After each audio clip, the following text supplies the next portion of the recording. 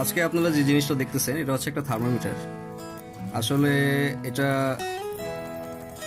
এটা আসলে এইটুকু অনেকে ধারণা করে যে এটা হচ্ছে হয়তো বা পারদের তৈরি বা সিলভার কোনো কিছু, কিন্তু আসলে এটা যে পুরোটুকুই গ্লাসের তৈরি সেটা আজকে প্রমাণ দেওয়ার জন্য আজকে আমরা এই থার্মোমিটারকে ভাঙবো এবং দেখাবো সবাইকে যে আসলে এটা আসলে কি। আসলে আমাদেরও জানার ইচ্ছা, সবাই জানার ইচ্ছা যে এইটুকু আসলে কি জিনিস, সেই জিনিসটা আমরা জানবো। থার্মোমিটারের আসলে জিনিসটা কেন থাকে এবং কি, এই জিনিসটা আমরা আজকে ব্রিফ করব।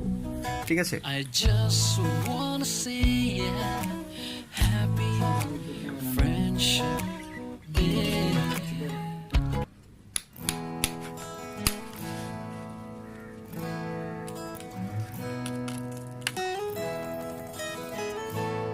দেখেন,